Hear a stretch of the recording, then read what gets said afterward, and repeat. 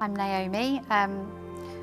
I grew up in Westcliff, not far from here. My mum still lives in the house that I grew up. I'm an accountant now, and I have been for the last 20 years. My mum is a Christian and has been all her life. My dad is Pakistani, so he was actually brought up Muslim, although I don't know if they were, how religious they were. So I was brought up to believe in God. I have memories of going to church as quite a young child, but it wasn't kind of a regular thing, I don't think. I'm sure my mum said to me that when I was about 4 or 5, I did kind of like ask Jesus into my heart at that point when I was little. So I've always grown up with God, you know, being aware of God, and you know, probably when I was younger, you know, he was probably, you know, more important to me than, you know, as I kind of grew up and left home, I'd say that, you know, and I wasn't living at home with my mum, and I didn't have a Christian boyfriend, and not really any Christian friends, to be honest. I think that was when, you know, it kind of became a lesser thing. So I had my first daughter when I was 23. I had another daughter when I was 26. Unfortunately, that relationship didn't work out. So then I was a single parent for a long time. And that was probably when I kind of, you know, I went quite far away from my upbringing in God. I think, you know, I was wandering down a path, you know, that wasn't good. And not that I kind of necessarily realised it at the time. You know, from my point of view then, I was probably having a great life, you know. And I was, you know, coping as a single parent. I had a full-time job. I had, you know, obviously family to help me, but, you know, I didn't find it hard being a single parent. And I don't know, I suppose, you know, now I look back at it, it wasn't a great lifestyle though that I was leading. I don't really, now I look back, not sure what my real priorities were back then. And anyway, I ended up, you know, just getting involved with people that didn't really have a great influence on me, and I ended up kind of, you know, doing things that I really wasn't proud of, and because of even though I was quite far away from God at that point, because of my upbringing, even though, you know, I wasn't really near to God, he was always there in the back of my mind. So, you know, I think even when I was at that point in my life, when I was kind of doing things that, you know, weren't great, he was always there, I think, and that made it a real, eventually that made it a real struggle. I eventually, you know, started to really kind of struggle mentally because, you know, on the one hand, you know, I was kind of, I had that life, and then on the other hand, I kind of felt like, you know, this isn't like a great way of living.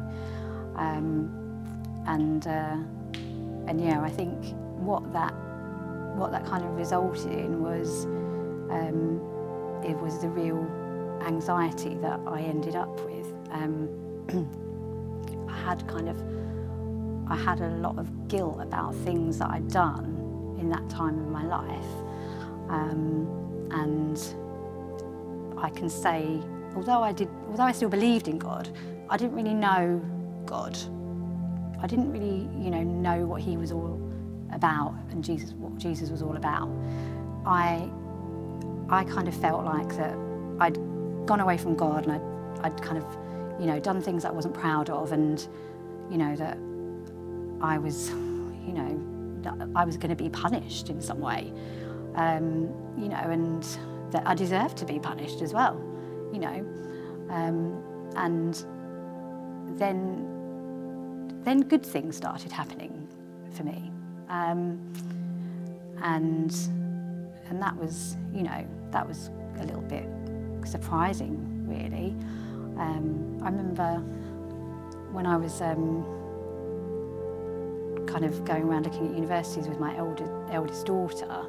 She was 20. She was coming up to 20, I think, and I think when you've got an eldest child and they're about to leave home, it's a weird thing for a mother, I guess for a dad as well, but for a mum it's kind of like a big thing. And I remember asking, and my other daughter is a couple of years younger, so she would have been heading the same way.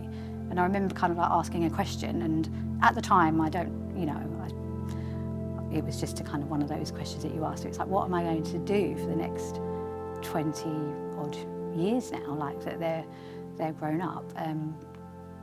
And then literally a few months later, just before my 40th birthday, I fell pregnant. So I was kind of like, oh, okay, that's the answer. That's the answer to that question.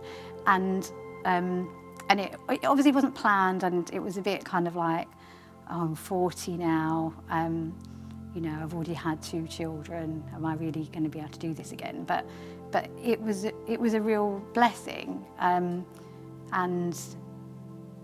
when I had my 2 younger daughters, I had to work full time because I was a single mother. And this time around with B, I've been able to be around a lot more when she was younger. So that was one of the blessings. The other blessing that I think I kind of received from God without even realising, and this is still when, from my point of view, I wasn't really close to God at all, at all. The other kind of blessing was the house that we found. We'd been kind of searching around for a house, and we found one and put an offer on it. But it really wasn't the right house. It was too small, but it was a kind of a panic decision. And after we'd put an offer in on that, I happened to just be looking through my emails, and had an email from one of the estate agents. It was just to me and one other person, which was a bit weird. And it was about this house that had just come on the market in a road that we'd looked at. And it was really like a godsend. I was kind of like, oh, I'm going to go and look at it. And we put an offer on it, and we got that house. And it was so kind of like, weird that I'd happened to look at my email at that precise date and found that house. And I kind of said to people, I thought it was a real godsend getting that house. So, so that was a blessing, that I feel like God gave me, even when I wasn't really, when I was ignoring him, to be honest. So yeah, I think that's one of the things that I think that, even when I was far away from God, I feel like now I can see that he was still there, like with me, even like, which is amazing to me. What led you back to church? How did you end up here at St Michael's? How long ago was that? So I started coming to St Michael's. My mum's been to various churches over the years, and suggested to me to come along. I've kind of always been, I'm not really kind of interested, to be honest. She used to actually take my 2 daughters to church on a Sunday, but as I said, I just really wasn't interested. I didn't think I needed to come, to be honest. I I was, like I said, I was I think I was a single parent, and I felt like I was coping with everything fine back then. And I thought I was one of those people that could just do things. Everything I did, I felt like I was doing that. I was managing to do this, and I didn't really feel, the need for God in my life, because I thought I'm fine. I can cope with all this. I can even remember, saying to people, "Oh, I'm just one of those people that can, I can just cope with anything really that comes my way." And so, I didn't think I needed him. But then, when my mum started coming here, I'd got to a point in my life where, even though I'd had, the blessings like the house and B, and from the outside to other people, I should probably be really happy. I'm really fortunate. I've worked for a lovely firm for a long time. I've got a really good job. I had this big house that I'd always wanted. I'd always lived in a flat, so having a big house was like, a kind of a big thing. I had a new baby, and everything kind of probably looked quite rosy from the outside. But really, I was, there was still something that, that was missing from my life, even though, to other people, I probably had a great life. I really struggled with the things that, some of the things I'd done in my past, and as I said, I felt like I started to feel like, oh, this is too good to be true. Like, I've got these nice things, but I started to feel like I didn't deserve them because of things that I'd done in my past, and then I started to feel like something was horrible was gonna happen to me, and it turned into a real anxiety, and it got worse and worse, so over the kind of past few years. And it was a real fear of dying, basically. That's what I would say. It was a fear of something horrible happening to me, and me not being around for my I wouldn't get to see my children grow up, and I guess that I was scared of dying because I wasn't certain, what would happen to me, and that's what really kind of made me start coming to church, because it had got to a point where, I couldn't really see what future I had. With that anxiety, I just couldn't see how I could carry on, to be honest.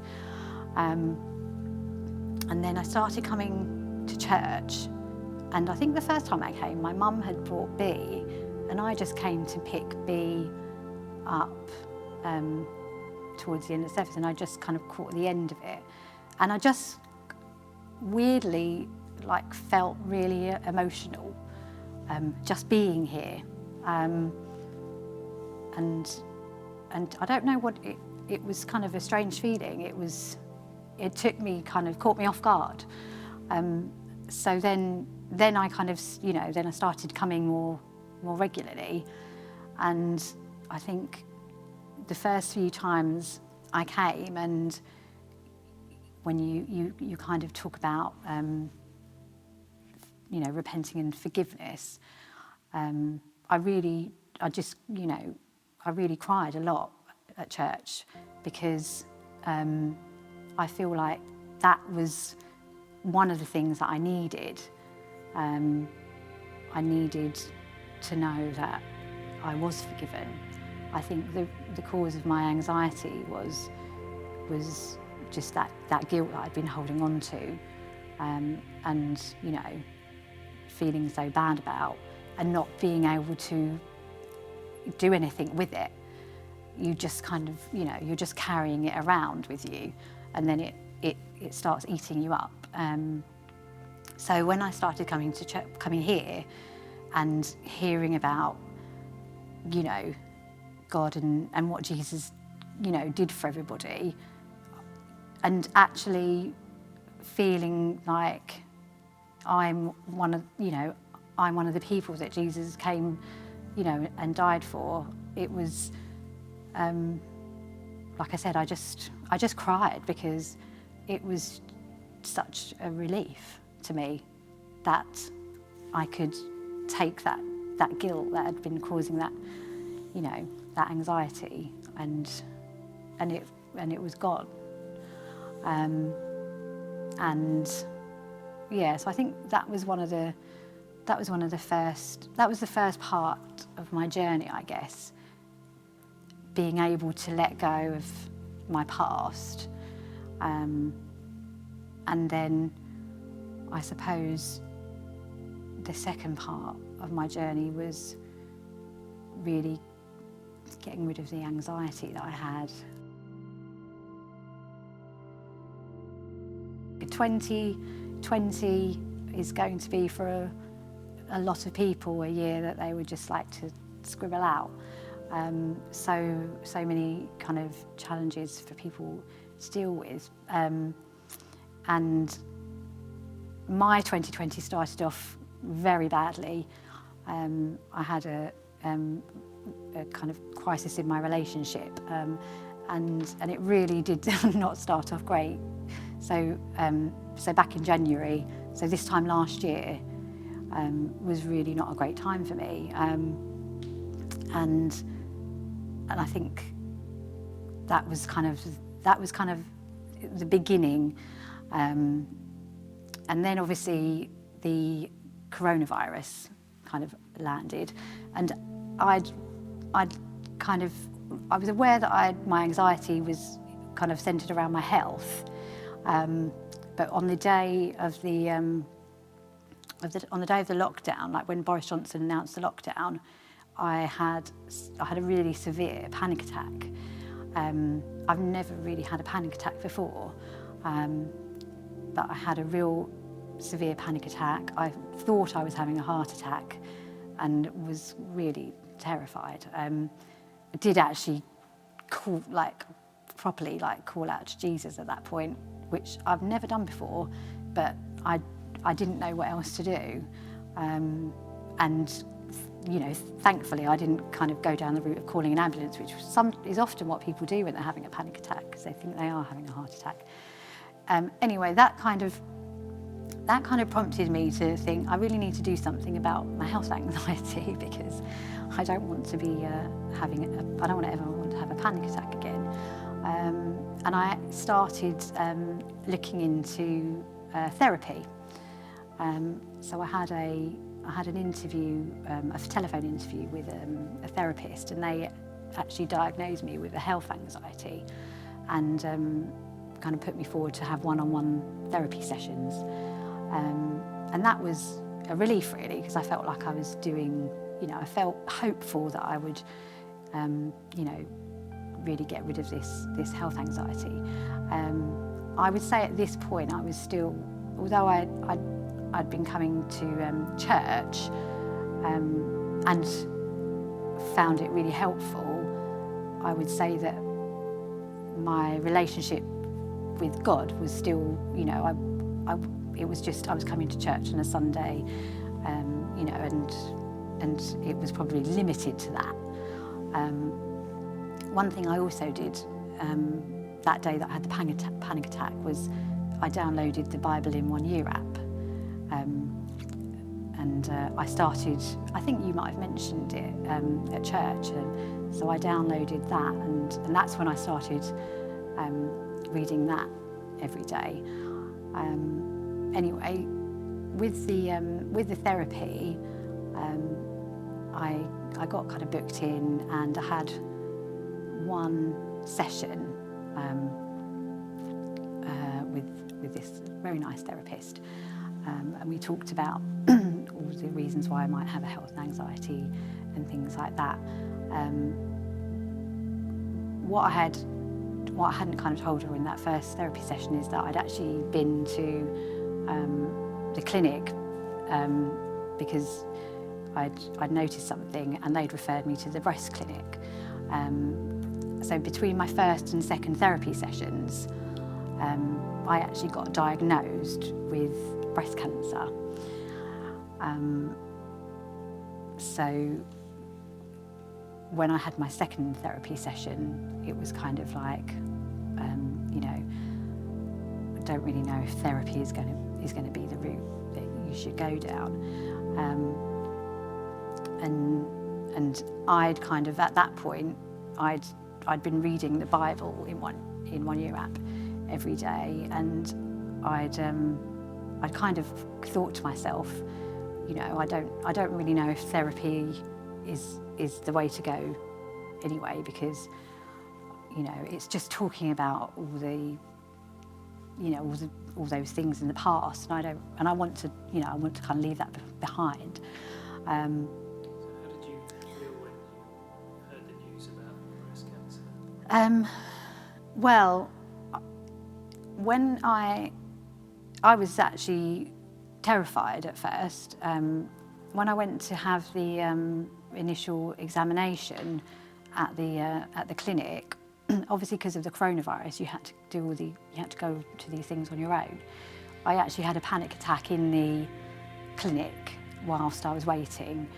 You know, that was how terrified I was of actually being examined, and worried about what they might find. And then obviously a few weeks later, I got the diagnosis, and it was just a bit of a shock, really. I think it's really hard to explain. I mean, they're so kind of doctors and nurses, because they do these things, you know, they talk to people all the time about it. I think they're quite blunt, so, you know, so.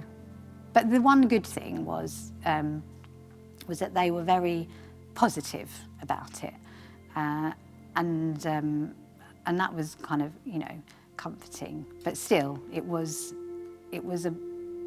hard to hear, and also it was my worst fear being served up to me,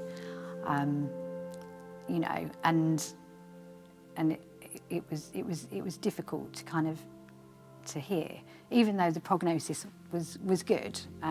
It was, you know, stage 2 breast cancer, but it's treatable, and the treatment is to cure you. That was what they told me. So that was positive.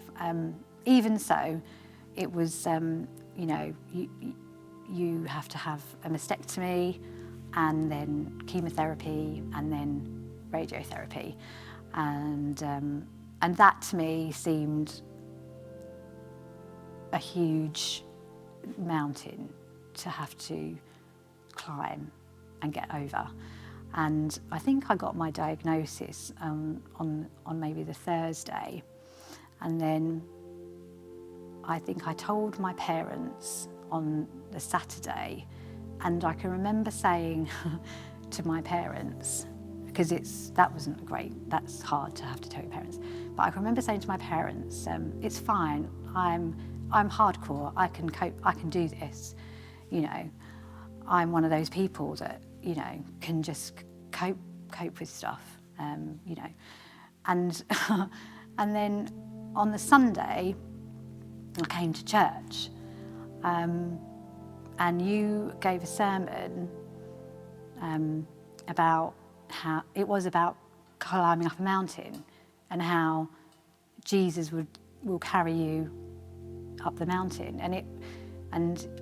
I mean, you probably didn't know, but I was like cried the whole way through that service, and then I spoke to you afterwards, and said to you, I've got a real huge mountain to climb, and, you know, I really didn't know how I was going to do it. I just couldn't imagine how I was going to get through all of the stages of the treatment without falling apart and crumbling. And I just really worried about what effect that would have on like my daughters and people around me. And I think I asked you to pray for me then, because I just thought that was the point where I thought, I can't do this on my own. I need God to help me. That was the only kind of solution to me. And you said a prayer, and on the way home I really cried, and I just said to God, which I've never done before, to be honest. I've kind of maybe thought little prayers in my head up to that point, but I've never really talked out loud, but I really cried, and I just said, I'm just giving it all to you, God, because I don't have, I can't do it on my own. And then it was like, after that day, that was the Sunday, back in July, it was like a supernatural kind of calm came over me. That's the only way I can describe it. And later on, I did put a post on Facebook, and I said it's when you talk about the peace that passes all understanding. It was just amazing. It was like a miracle to me. I just felt totally calm about what I was going to have to go through. And I think I said to you, I said it was like a miracle. I couldn't explain it. It just was like a total peace had come over me about everything that I was going to have to go through. And has that stayed with you? Yeah, I would say it has stayed with me. I've had a few kind of, wobbles.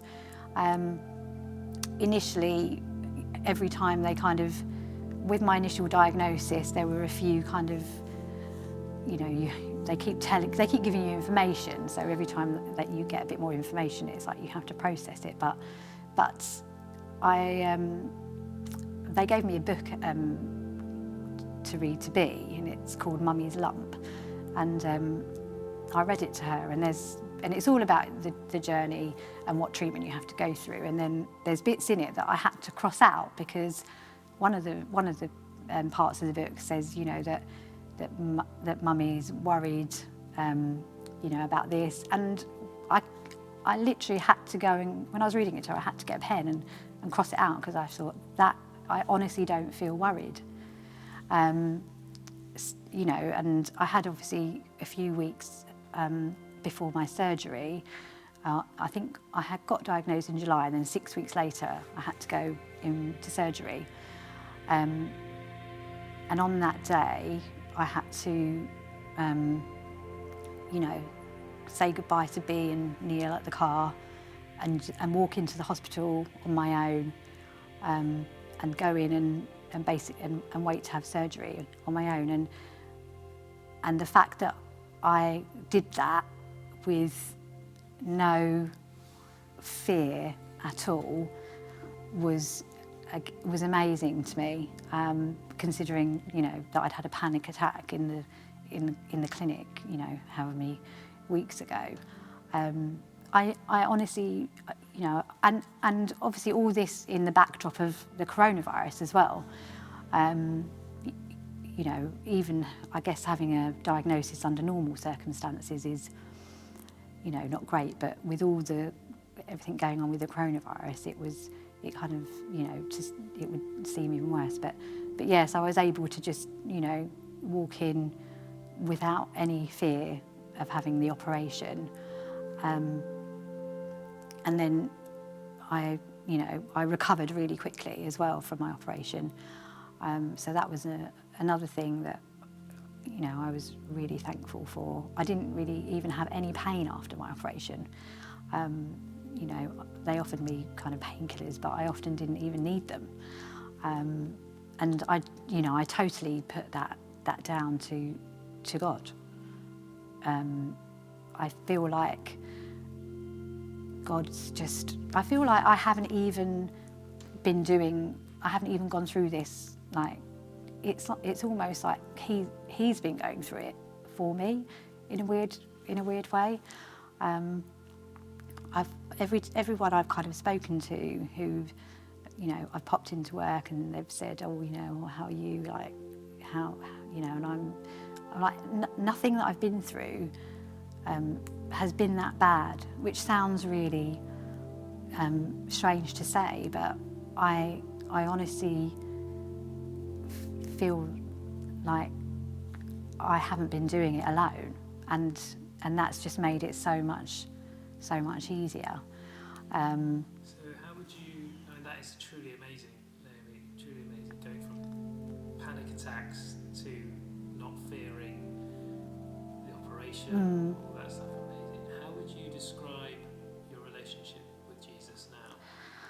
How it's changed, if you see what I mean? I'm just so thankful. That's my main emotion nowadays.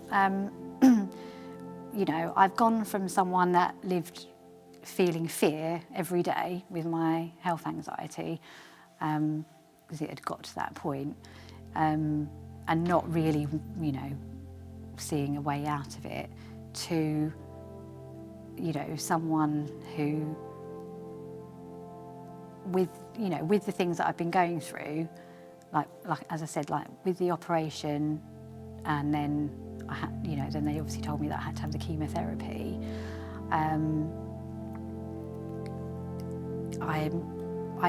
He's just carried me through it, and I just feel so thankful. I wake up every day, and I just feel thankful. It's the only emotion that I can. I had my treatment last Friday, and this treatment is a long one, so you have to be at the hospital I'm normally there about 6 hours, and I listen to Hillsong worship music for the whole time. And actually, I kind of thought to myself, it's my opportunity to just sit and listen to worship music. And when I was there last Friday, I just had such a sense of, like, an overwhelming sense of gratitude, and that, which sounds bizarre because I'm sitting in a hospital hooked up to a drip, but it was just such an overwhelming feeling, and I think it's just what is amazing. I think is what Jesus can do if you let him. I think I didn't have time for Jesus before. Like I said, I was, living my life. I thought I could cope with everything on my own. I thought everything that I achieved was my own doing. I patted myself on the back quite a lot. Well done you were a single mum, you're doing it. I think I just didn't think I needed Jesus. And then it took me to get to a point where I had to admit that I wasn't doing it on my own, even before when I thought I was. I think now I can look back on my life, and that's how amazing God is that even when I didn't care about him and I didn't really want to know him or talk to him, I think he was doing good things for me, and that is such an amazing thing. Let Jesus in. I think that's the best thing that's happened to me, and I feel kind of like, I just want to like tell everybody. That's the thing. It's like, I've put so many posts on Facebook recently, people are probably going to get fed up with me. But it's like, I feel, I just want everyone to know how amazing, you know, if you let Jesus in, what amazing things he can do for you. And what a great friend to have. You know, I think I've got you know, really good friends, but I know that I can just, you know, go to Jesus any time of day with, you know, with anything, and you know, and he's there for me, and he's brought me through, you know, he's brought me through the last year and totally transformed me. I'm not the same person that I was, you know, a year ago. He's totally transformed my life. That's the only way I can explain it. I'm so much happier. I feel healthier, even though I'm going through, you know, I'm almost to the end of my treatment, but I feel like the healthiest that I've ever been. All my relationships with people, you know, all of them have improved. He's basically just come into my life and like whitewashed it or something. It's amazing to me, and I think, you know, now I just want, you know, I feel like I want to make time for him every day. That's the thing. It's like, I just, you know, and that's what I'm doing. And I just want more. It's hard to explain. And as I said, I just have an overwhelming, you know, feeling of gratitude for everything, for, you know, for my mum coming to this church and, you know, leading me here, for, you know, for all the, you know, all the kind of ministry that I've received, the worship. It's all, you know, it's all made such an impact on my life, and you know, it saved me at the end of the day, and that's why I'm so thankful, because every day I just feel like I've been saved and saved everyone. I was talking to Simone, my sister, today, and she really struggles with anxiety, and I feel like I mean, you know, obviously, because but it's like you've got the secret. You've got the secret to life, and you just kind of think, I know the secret now, and it's not a secret. And it, you know, and I think I just you know, I just want. I wish I could, you know, you wish everyone could get that. That's the thing, isn't it? You know, and I think hopefully, you know, if people, you know, people can get something from what I've been through, that would be amazing. Yeah. But like I said, I don't even feel like I've been through that much in a weird way, because of God, yeah, and Jesus.